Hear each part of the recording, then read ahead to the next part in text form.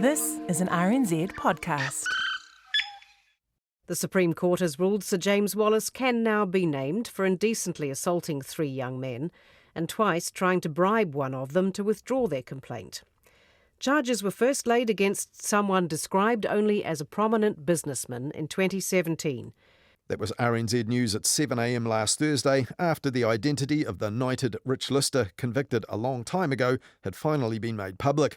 Now, his identity was described by many in the media as a worst-kept secret, and on Morning Report shortly after that, RNZ's Mark Amery told host Ingrid Hipkiss plenty of people did know the name that the courts had suppressed. I mean, we're talking 2 years ago when James Wallace, I was one of many who received an email that went through where he actually personally by name went out pleading for letters of support to try and ensure that he didn't go into prison. This sort of time when he was under name suppression, that was incredibly painful for a lot of people in the arts community. How did people react to that request? Horror, as far as I'm aware. But as Mark Amery went on to explain, plenty of supporters of the many arts organisations and events that Sir James Wallace supported as a patron and as a benefactor would have been shocked by the news on Wednesday. Now, the revelation of a long suppressed name in this way always prompts strong questions in the media about the fairness of name suppression itself, and it's been no different this time. And as Mark Amery also pointed out, such was the level of Sir James' financial input into the arts that this development also raises significant questions about the funding of the arts, though that's not the aspect making headlines this past week. Now, coincidentally, how often the arts do get covered in our media had also been on Mark Amery's mind lately. But this week, in his final column for the paper now known as The Post, which was written before the name of Sir James Wallace was revealed, Mark Amery reflected on how the arts are covered these days. Like journalism, the arts ask us to consider other perspectives. Both our differences and commonalities become more visible. In the media, we need to report on it then with care, something we currently struggle to resource. Now, as the numbers of journalists and editors have dropped, arts media roles have also been the first to go, Mark Amery wrote, and the impact of that was shown in a new report out this week, which was commissioned by Creative New Zealand after a suggestion from Mark Amery. Visibility Matters is a survey of arts and culture coverage, reporting and artist portrayal in New Zealand media in the year ended June 2022, and it was carried out by the media research company Isentia. Now, they found that 25% of our media coverage is about sport, whereas only 13% of media coverage covers arts and culture, and 3/4 of that is driven by stuff about TV, film and music. The report summed up the media coverage as diluted and sparse. And they also found that coverage most commonly focuses on current or upcoming events, which is good for promotion of some arts and artists, but not others. And it also means there's lots of preview, but not so much review. Now, that analysis also found that while international artists were more likely to be covered, and 2/3 of those, by the way, are male, some communities were completely underrepresented in arts and culture coverage. And when Anna Fifield took over the Dominion Post back in October 2020, she told Mediawatch she'd bump up the amount of arts coverage and creativity. I think a lot of that coverage has kind of slipped away since the great days of Tom Cardy writing in the Evening Post that I remember from my university and early career. So I would like to look for ways that we can increase arts and culture coverage in the Dominion Post and on stuff online to kind of, better reflect all of what Wellington is. To that end, she took on Mark Amery as a critic and contributing arts editor, and the current editor, Caitlin Cherry, has expanded the coverage in the paper. Now, the reason that Mark Amery is now parting ways with the Post is that he's got a new gig here at RNZ, producing and presenting a new Sunday afternoon show all about the arts for RNZ National, and he'll be doing that alongside Perlina Lau, currently presenting RNZ National's World Watch. But she is also well known as a creator, producer and actor, most notably with the hit TV comedy series Creamery. Well, we'll ask Mark more about the new show in a minute, also that question of whether arts criticism itself is in trouble these days. In an earlier column published in the Post, Mark Amery said critics were part of the problem too because, in the majority, criticism remains the preserve of older Pākehā men like himself. But first I asked Mark Amery if that news about Sir James Wallace poses questions that they now need to confront. A couple of years ago, I went to my editor at the Post, Anna Fifield. James Wallace had been filmed by the TV1 News, leaving an APO the Philharmonia Orchestra performance at the town hall, and he couldn't be identified. I went to Anna and I said, look, we just need to write about this. We don't need to name him. This name suppression thing is really, it's really painful. It's really hurting people. And it was like quite clearly it was off the agenda for us to even go close to it, so that it might even be guessed that it was him. It was enormously painful. The rules around name suppression need to be looked at. Of course, there are reasons for it and good reasons for it. But, what was it, 2019, when the media started to push for it here, it's continued to be appealed and appealed and appealed. And meanwhile, this guy's been going out openly to the community and asking for letters of support to keep himself out of jail. I just want to emphasise the pain and the hurt and the shame, actually, that's been felt through the arts community. I mean, it reminds me of the Weinstein moment as well, that we all knew that there was dodgy stuff going on, or we sensed it. I mean, I didn't know stuff directly, but, everyone sensed there was something awful about what was going on, but the sense of money and power and the way the art world works it suppressed it. We made us own silence, and I think there's a great shame in that. So the name suppression really enforced that, I think. It's made it very uncomfortable. But for people who are covering the arts specifically, I mean, he was a major benefactor. This is an issue that will have to be looked at. Journalists who cover the arts and want to concentrate on the artistic endeavour, the creation, are now going to have to confront some pretty difficult issues about power and money. I think that's good. I mean, I think there's a lot of silence for artists where they don't want to bite the hand that feeds. And I mean, there's a very interesting tension in the arts, isn't there, between where the money comes from privately, and often it comes from particularly in the last few decades, a sort of, what I call a hyper-capitalist neoliberal model, which is the very thing that has stripped artists from some of their basic income. If they can play the consumer market, they're going to be treated much better than if they can try and work for the public good.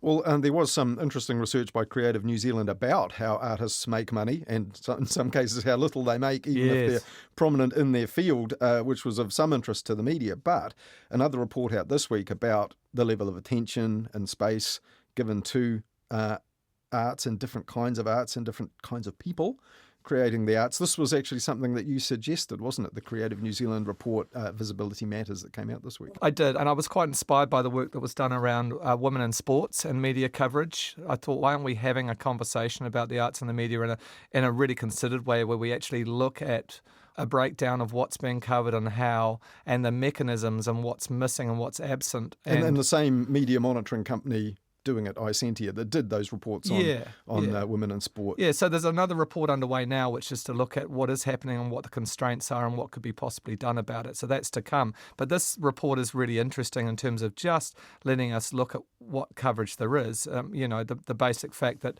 sport gets a quarter of the media coverage in this country, the arts gets 13%, and then when you take TV, film and music, i.e. the kind of entertainment side of things, it goes down to 4 or 5% next to that 25% of sports. That's three quarters, isn't it? Film, television, music, three quarters of that 13% of media space. When it's a consumer item, when it's a film, when it's an album where there is a PR industry behind it, when it's an event, when it's an arts festival, particularly when there is the resource to put publicists behind things, you get a lot of coverage of the arts. But the arts in terms of thinking about the issues, the arts in terms of those who are less represented, and particularly the up-and-coming artists and that work of significance, there's nobody in the newsrooms. There are no arts editors, well, there's very few, and there's very few arts journalists who've got any resource or time to really go out there and find out what's really significant for our country. Well, one of the findings here, arts and culture coverage, quoting from the report, most commonly focuses on news about current or upcoming events. While this is beneficial for the promotion of arts and artists, it can create imbalances on forms of art and culture that are less event-driven. So is this the phenomenon we see elsewhere in the media, perhaps other kinds of events? So too much preview, not enough review and real critical thinking. Yeah, I mean, I think it also disables a whole different sort of thinking about the arts. We're very comfortable with putting it in a box as a consumer item, as, like a painting, something that is sold. And of course, the media love it when something sells for a record amount of money at auction. But when we look at Toi Māori, we look at the arts, or the Pacific arts, far more collective interdisciplinary, part of a culture, a part of a way of life. Unless it's Te Matatini, which we're seeing some wonderful coverage of, I think it is really, really disadvantaged because it doesn't fit those boxes. So I think in the media, and I hope this is something we can do at Radio New Zealand with our arts and culture strategy that I know is being developed here and with a new show, is I think we need to kind of unbox the arts and think about it more as a culture and a way of life, because actually that's a very strong part of what makes our culture in New Zealand distinctive. So just some stats on that from the report, seeing as you mention it. The Visibility Matter report says about 10% of all media items on arts and culture contained references to Māori arts or Ngā Toi Māori, followed by 5% for Pacific arts and culture and artists, and 2% for what they just call New Zealand Asian arts as the category. What does that reveal to you, those statistics? Well, I mean, the Asian arts statistic is particularly glaring. 2.3%. The population is somewhere around 15% in New Zealand. There's an incredible new generation of Asian practitioners in the arts, as we saw with the Pacific Island, the kind of Oscar Kitely generation in the 90s. We're now seeing that with the Asian area. But what it tells us is that we don't have diverse enough people in our newsrooms. And I mean, that's no surprise, but, where are the Māori critics, the Māori editors, the Māori journalists, and particularly when it comes to the arts? We really seriously need this, because I think there's some natural, it's naturally difficult to deal with something that's not your common ground, it's not your cultural ancestry, but we need to both bring in those voices more into our shows and into our newspapers, but we need them in our newsrooms. Well, as you mentioned there, people need the time to be able to do it, because arts journalists are often doing this as a bit of a sideline. Andre Chumko, your former colleague at the Post, yes. The byline I think most picked out, but of course he's got news duties to do as well. And then when they do a little bar chart of the nature of it, you see that event-driven coverage being pretty prominent across different forms of arts, all broken down. But the little bar on the chart for what they've labelled nuanced criticism or deeper analysis is really small. Is that a factor of what you said there, that actually the arts coverage is not a dedicated specialty to have more? Well, first of all, let's be clear. I mean, we've seen a decimation of our media over the last 20 years that doesn't just affect the arts. So it affects like local sports, for example, or it affects investigative journalism. And I think the thing is that the arts are nuanced, they are complex if they're not boxed in within an event that's easy to do a light once over. So they do require resources that are being cut all across the media. So I think I don't want us to get into this point that the arts don't matter. I think it's that the media matters, and that the media has something of a crisis on its hands. But in other forms of journalism, the internet, so what you're talking about, yes, the constriction, the shrinkage of established news media outlets and their resources and their scope and range and all of that stuff. But the internet has opened it up. For example, yes. When they had for what it's worth, the Voyager Awards this year, Best Reviewer Prize, Rachel King, Steve Braunius, yes. runner-up, Rachel King winner, both of them for Newsroom, an online native yes. digital startup. So the internet has opened up things for all areas of journalism. There must be outlets that are filling that void for the people who are really interested. Well, I don't think it's slightly complex. So Newsroom is a great example. Steve Braunius has run a really great area there for the literary community. The Spin-Off has done really, really great work. They even have a pop culture section. There's people like Sam Brooks, arts journalist at the Spin-Off, who's been doing great work for years. So there's little pockets. And then we have a raft of amazing online platforms like Pantograph Punch. It's a wonderful thing, but it's kind of segregated. Meanwhile, arts criticism has been totally, generally blindsided. So all of these senior arts reviewers have set up platforms in the last 10 years that run on the smell of an oily rag. So, in theatre we have John Smythe with Theatre Review, James Wenley, a younger critic, runs a fantastic site called Theatre Scenes. You have Graham Reed continuing to write for The Listener, but he's got his own music website. You've got John Hurrell with Eye Contact, which is a wonderful place for the visual arts, but they just battle on, as like Braunius does, to bring lots of non-aging male white voices through, but they do so without a lot of support, so it's very difficult for them. And ultimately what we see is their byline many, many more times than anybody else. The internet, seeing as we spoke about it, there was actually something you addressed in another recent column in the Post. You wrote, even the word criticism now seems a bit anachronistic, and you specified that there was this growth of a kind of social digital culture that just hasn't helped that. Why not? Well, I think we all probably thought that with the internet, that for the arts, that this diversification was going to empower us to reach more people. But of course, as we've seen with things like Facebook, it's part of the sort of market forces, and you tend to get these little clubs. I mean, we're now in a situation, or have been for many years, that artists have to crowdfund for their work, and the same people, the same community of friends are often the first to put their money in. They don't necessarily get the spread that you might expect by just suddenly putting you up on the internet. Journalists are having to do that too. Ones that used to be published in papers are now having to self-publish and yeah, well, try and exactly. get That's what I'm subscribers. saying. It's not just an arts issue. If we want to support good journalism, we're having to actually crowdfund and create separate, Substack and the like kind of platforms. So they've kind of erupted, and that's great, and it's really healthy. But I think the public media has abdicating some responsibility, particularly in terms of criticism, in terms of the fact that the arts demand conversation. They demand different viewpoints.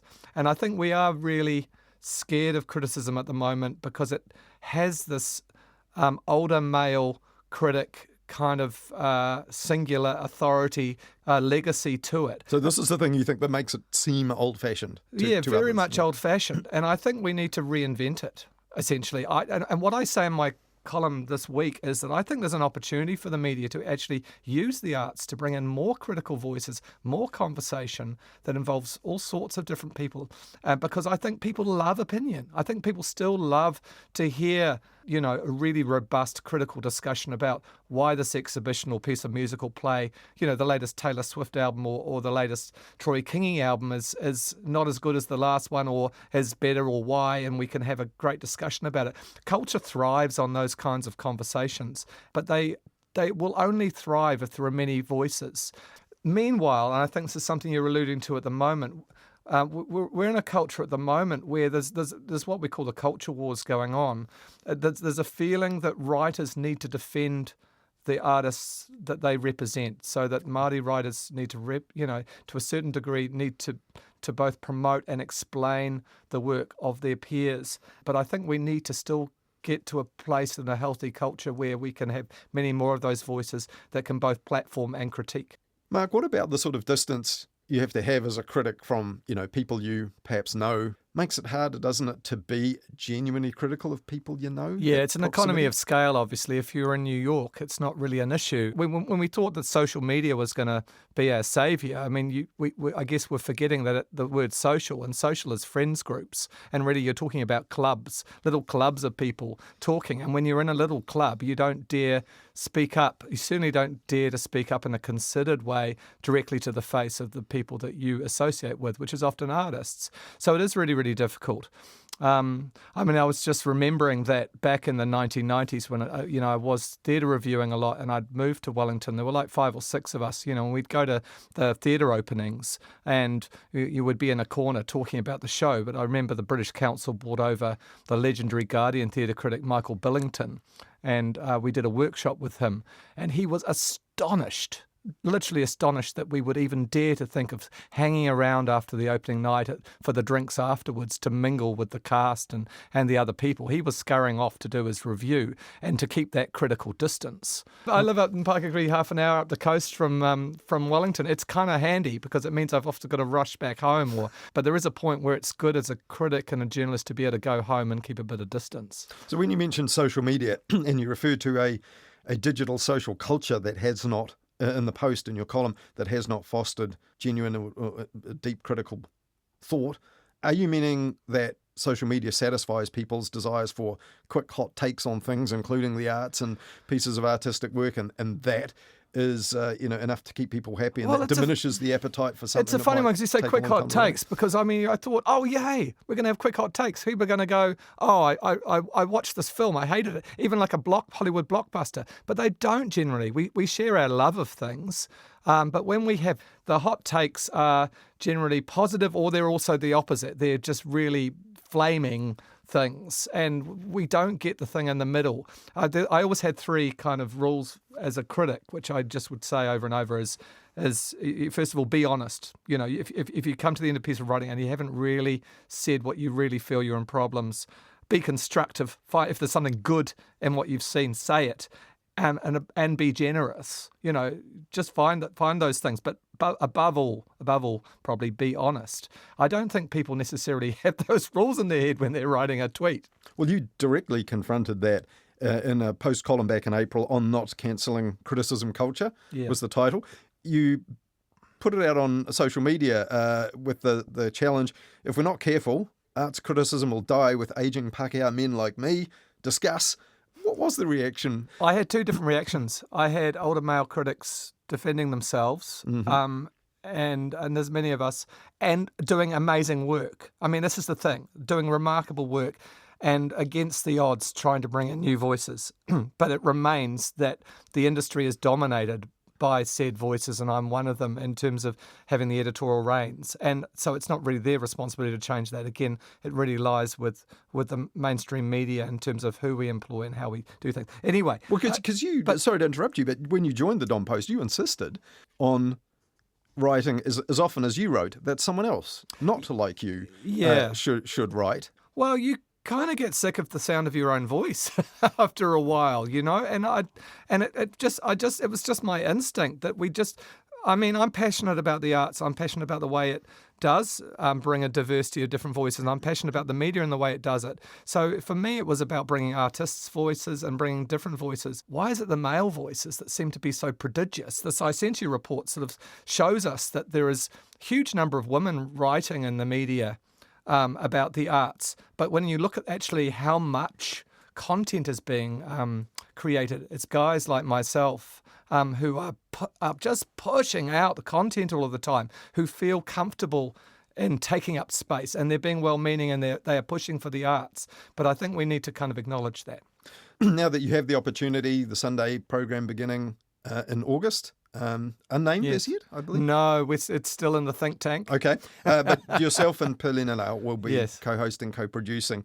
What do you hope that you will do differently that might achieve some of the things pointed to in this report as being undercovered? Oh, well, doing it with Pelina, for one thing, is really remarkable. I think what the show needs is a diversity of voices. And, Pelina is going to be in Auckland. I think the media has been very Wellington-centric around the arts often. So that's really important. She's a little bit younger than me, and she comes from a film and television background as well as an extraordinary amount of experience at the BBC and RNZ. I think I'm really looking forward to a bit more of a live sense of conversation, and that conversation will extend to the listener as well. I mean, again, Lynn Freeman, Simon Morris did an amazing job of, defending an area and keeping it going for 20 years. As I said, I believe there's an arts and culture strategy that's underway. It's nothing to do with me. It's being done by the organisation, and that is progressive. This is a really exciting time for RNZ to actually kind of really rethink how we treat the arts as intrinsic to our way of life. And as well as being on the air, we will be shortly, you're a publishing mogul, aren't you? Recently, a new newspaper, Ko Te Reo o Ngā Tangata, The People's Voice, a newspaper created with housing tenants here in Pōneke, where we're speaking now. Well, that's a public art project. So I've got a background in public art as well as public media. I see the two things as very commonly entwined in terms of the way of finding ways to work with communities to give them a voice. So you can start to see the threads in my interest. And I live in Pākehā on the Kapiti Coast, where we started a radio station 10 years ago, Pākehā FM, and we have a website platform for our little village called pākehā.nz. So I'm really passionate about the media and the arts as a platform for that diversity. This project, or we call it The People's Voice as well, was really inspired by what I think we're missing from the media a little bit now, which I think social media has overtaken, which is more citizen-based media. I think back to the 1990s and City Voice that Simon Collins edited as an example. And of course, there's a grand socialist tradition in People's Voice kind of style newspapers. So the kind of idea was to actually, we get flooded. And former media watcher Jeremy Rose, I should mention. That's for correct. This That's program. Correct. Yeah. So, I mean, I felt like we get flooded in the media with bad news stories when somebody dies and has been left there for weeks in a public housing flat, or the violence. We don't hear the good news stories. Again, those take a bit of timely out. With the Loafers Lodge disaster, because as people were pointing out, until there's a problem, these are people who are generally invisible in our media. Yeah, so it was coincidental with that, of course. We worked on this project all of last year, and when housing, of course, is such an issue. So I was working with a photographer, David Cook, and a designer, Anna Brown, collaboratively. But what we really wanted to do was actually provide the space for those residents. So we brought together creative contributions from about 30 public housing tenants, and this is from people who, often feel fragile in terms of the security of where they live. But clearly, compared to Loafers Lodge, these guys are the lucky ones. They've got secure tenancies. But there's a lot of movement in that area in terms of trying to look at rent controls and the fact that in Wellington City Council, the housing stock is being put into a separate trust and is going to be looked at independently. There's a lot of tensions and stress around that at the very time we're going through a housing crisis. So yeah, I thought it was a good time to be able to bring back the idea of a people's newspaper as a concept with David and Anna. And I did go online and check out Pākehā FM, your local station. Your own program on there, Appreciation. I do know that you pick an artist, and instead of just picking out a few tunes and playing them, you even pick artists occasionally that you're not even all that fond of. For example, you did one on Paul McCartney, I think, which required you to go through many solo albums over many years and pick out music that you weren't even all that interested in. I have an adage called no hits, no misses, and and the idea is to take an artist with a long track record. So sometimes, obviously you tick through the ones that you love, but yeah, I sometimes challenge myself with an artist who's got a long track record that I hadn't appreciated. This is the hard way of doing it, Mark. You do know that, don't you? But the station, rather than blowing my own trumpet, the station is very much a collective, and we have about 35 shows. We have lots of school radio. We're based in this old school dental clinic in Pākehā. We have 35 plus shows, and there's a collective of people. And I think the media on a community level is a really powerful tool. I really believe that the media has an enormous role to play in community resilience, particularly as we look at, issues around emergency management. God, we all know this year the role that probably the media was playing in the Hawke's Bay. These things are really vital at that sort of micro, that local level. So local media, and it has been cut significantly in recent decades. I feel that there is real power in communities taking in their own hands and running things.